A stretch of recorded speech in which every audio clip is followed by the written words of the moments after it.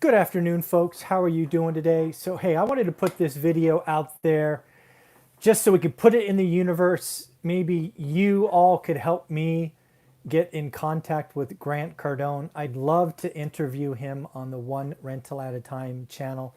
If you don't know, we interviewed Captain Ryan. I think it was early part of this year, maybe it was January. We interviewed Elena Cardone about a month or 6 weeks ago. But I've been trying to get on Grant's radar calendar. Pretty tough. I'm a small guy in his world, no doubt. But hopefully, if enough people go on his channel and say, "Hey, get in contact with One Rental at a Time," maybe we can get a Zoom call, and I will obviously be flexible and meet anytime that is available for him.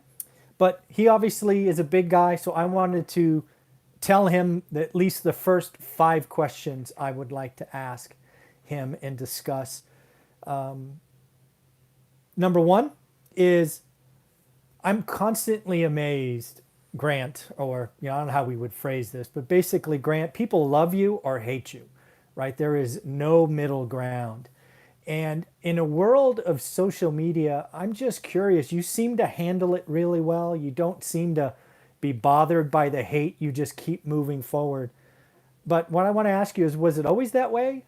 Were you always that kind of self-confident or whatever it is? Because, I get one nasty comment. It kind of ruins, I don't know, at least a half hour, an hour of my day. And man, just in the 5 or 6 videos I've done on you over the last year or two, some of the comments are just nasty. So just curious how you deal with it. Doesn't bother you, it seems like, but it probably wasn't always that way. So tell us how. So that's why I would go with step one is, were you always just Teflon? Did everything always just bounce off, or how did you get there? I'd like to know that history. And again, he's pretty open with his history. Started as a drug addict, all of that. Didn't have his dad. I'm just wondering, maybe it was when he was cold calling and knocking on all the doors, he just built up a callus and none of that stuff bugs him anymore. Maybe that's the answer. But I'd like to hear about that because I don't think enough of us, including myself, has that. So I'd like to see how he built that up. So number two is, the most frequent thing I have seen on a Grant Cardone video that's not his channel, any other channel, anybody talking about him, most of the folks come out and say Ponzi scheme, Ponzi scheme, Ponzi scheme. So I think that is highly unlikely. A Ponzi scheme is it's a pretty clear scheme where you take money from new people to pay old people. I would guess with the amount of SEC regulations that you have as a very public figure, that is highly unlikely. Now, we could argue about whether or not you're overpaying and whether or not you're buying the right stuff. I think that's a fair discussion. But I think a Ponzi scheme is highly unlikely. So maybe tell us, just give us a taste of the regulations that you have. I don't think a lot of folks understand and appreciate the accounting, the segregation of funds, the reporting that you have to do monthly and quarterly. Just give all these folks that don't understand, sorry about that. Sorry about that. I got a phone call coming in. Sorry about that. That's what happens when you do it live. Where I was going with this is, assuming everybody thinks Bernie Madoff, which is the billions and billions of dollars in Ponzi schemes, why don't you tell us some of the regulations that you have to do, because you have to do monthly and quarterly. So give people a feel for that. You have different funds in different areas. The money's never mixed. Tell us about that. So I think if Grant could highlight to us just the amount of rules and regulations that he has to go through, maybe we could stop calling Grant a Ponzi scheme. Again, I think it's fair to argue he's overpaying or he's doing bad deals, but that's very different than accusing him of being a Ponzi scheme. So let's talk about that.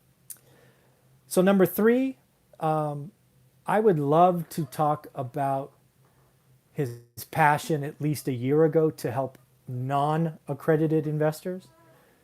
It is very clear, right? I did several interviews with investors in his funds that were non-accredited.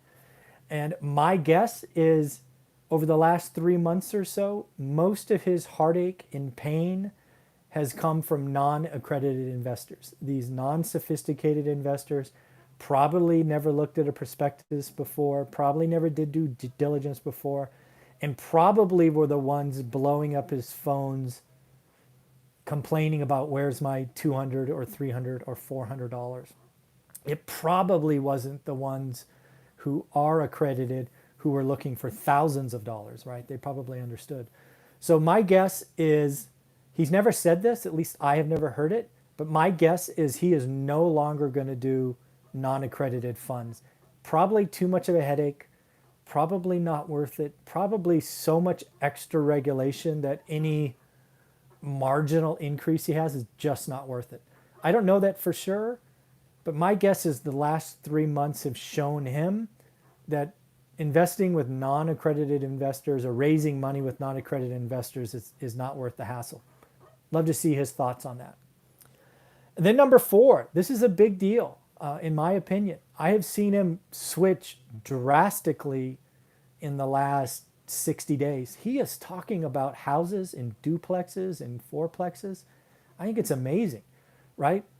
What was it? 2 years ago, you were an idiot if you bought 16 units or less. Then it went to 30. Then it was 100. I want to talk about that switch because it's important. First, I think that switch, he's first going to start doing education around it, no question. He is going to ramp up his education business in small stuff, what he used to call small stuff. So he's probably going to sell more training and education, my guess. But I'm wondering what really caused that. Because again, his content is out there, right? 16 units or more, 30 units or more. Don't buy a house. You're an idiot if you buy a house. And I've been pretty consistent in the last 2 years that, single families are frankly a better investment. Do the math, right? Do the math. So it sounds like Grant's talking about one rental at a time being an okay strategy. So I want to talk about that. I want to try to figure out what's behind that. Is it just pricing? Is it value? Is it a way for the little person to get started? Is he no longer raising non-accredited funds and thus he wants to give them something to do? I don't know. I think there's a bigger story and I want to kind of understand that. And then the last one is, again, I don't know this for sure, but my guess is he's going to raise money for a distressed fund. My guess is, again, watching the folks on Wall Street, a lot of people are creating funds for distressed assets. It wouldn't shock me if Grant or Cardone Capital or whatever entity he wants to use raises capital for distressed assets. My guess is he's going to take commitments soon, but my guess is he won't use the money until next year, the year after, the year after. So I'd love to get his opinion on distressed assets because I think that's going to become a market probably in a couple of years. So I'd love to get his ideas on that. So again, those would be the kind of 5 questions I'd like to ask. I think there's obviously lots more. But again, how does he deal with the love and hate, specifically the hate? Let's talk about all the rules and regulations just to get this Ponzi scheme nonsense behind us. Again, you can argue he's doing bad business. I think that is valid. But I would suspect with how public he is that the SEC would be in his shorts, kind of auditing his books more than most. So I think a Ponzi scheme, at least as classically designed by Bernie Madoff, is pretty unlikely. Number 3, love to talk about non-accredited investors. I'm guessing, again, that was, I'm guessing probably 70% of his phone calls over those 3 months where he wasn't paying, I'm guessing those were non-accredited investors. And I'm wondering if he's not going to do that again. Number 4, big change. He's talking about houses and duplexes now. Almost weekly, I see a video on that. And I'd love to talk about, see if he really gets behind the one rental at a time story. And then finally, again, my guess is he's going to start talking about raising a distressed fund. I don't know if that's true, But again, I see opportunity there. I see other big shots go in that direction. So I'm curious if he's looking at that as well. So again, folks, these are the questions I would ask Grant.